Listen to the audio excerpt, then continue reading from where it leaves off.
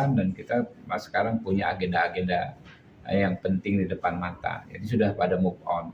Tapi nggak tahu nanti di pimpinan partai masing-masing. Tapi kalau Anda cek saja lah, Anda coba deh. Misalnya random ngobrol dengan teman-teman anggota DPR.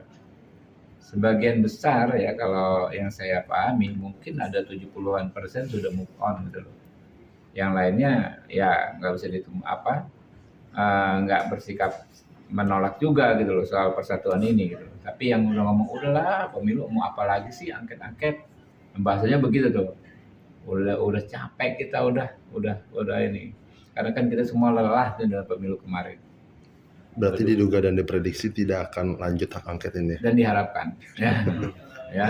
Dulu ini kan Pak Anies sama Mas Gajo belum mengucapkan selamat ke Pak Prabowo, dan PDIP sendiri mengatakan pemilu ini belum selesai sampai ada putusan MK sendiri. Kalau Gerindra sendiri memandangnya gimana? Ya hak beliau berdua dan hak PDIP ya, silakan saja, nggak ada masalah ya.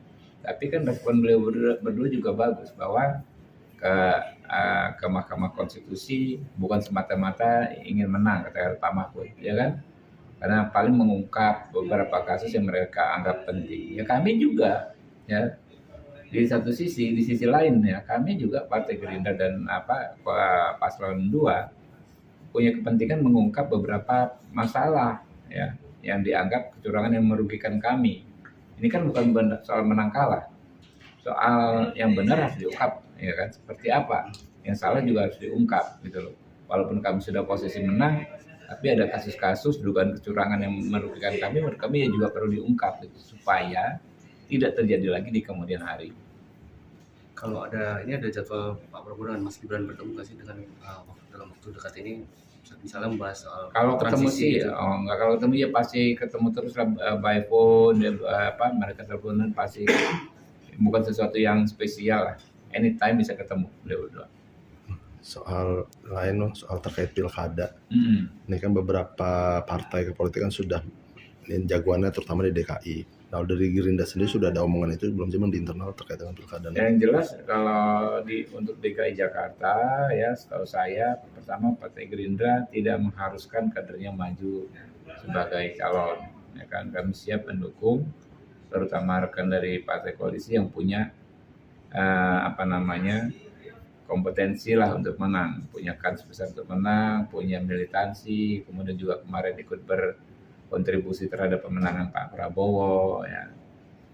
Walaupun namanya siapa, orangnya dari partai apa nanti yang menentukan Pak Prabowo ya. Tapi nggak ada kita batasi harus dari Gerindra, harus kader sendiri, nggak ada. Terutama DKI, karena memang kan ini kita nggak cukup juga mengajukan sendiri ya, kita perlu koalisi gitu. Berarti termasuk dengan daerah-daerah lain juga mempersilahkan untuk ada daerah lain saya kurang ini ya, tapi kan saya dapil Jakarta kurang lebih begitu yang saya pahami dari pernyataan Pak Prabowo baik eksternal maupun internal. Jadi nggak ada diharuskan harus kader kami gitu kan, nggak ada.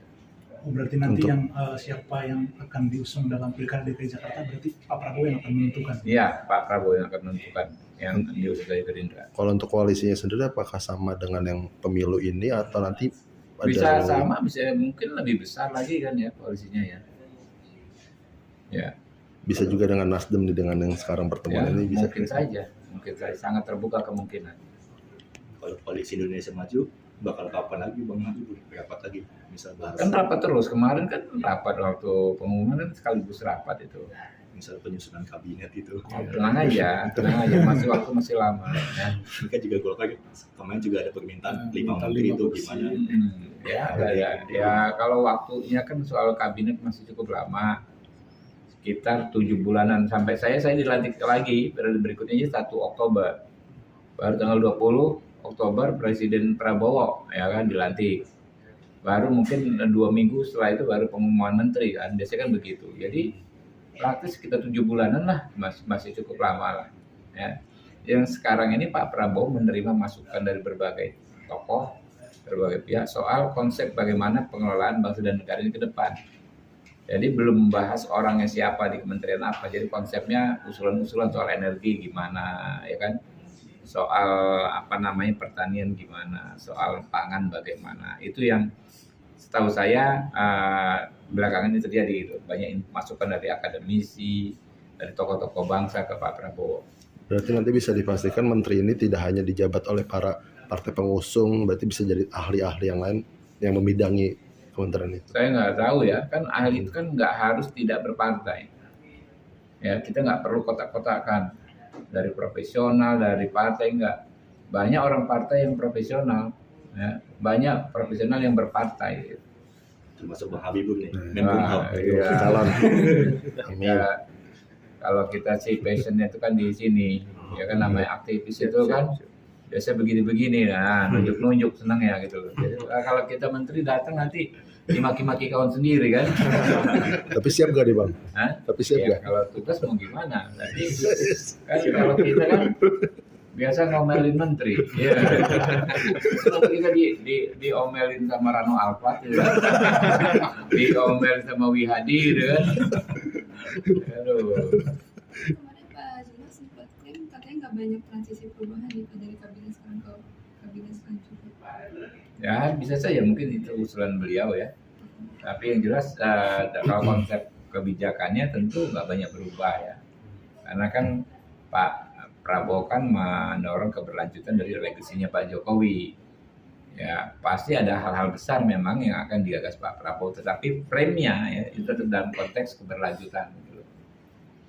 Berarti sejauh ini hanya ada 2 parpol yang memiliki sinyal untuk bergabung dengan koalisinya Pak Prabowo. Sejauh ini. Kalau sinyal semua sinyal ya kan, tapi kalau yang ya sudah Yang lumayan jelas yang kuat. itu. Oke, siap. Oke, Makasih. makasih. Ya, ya, ya.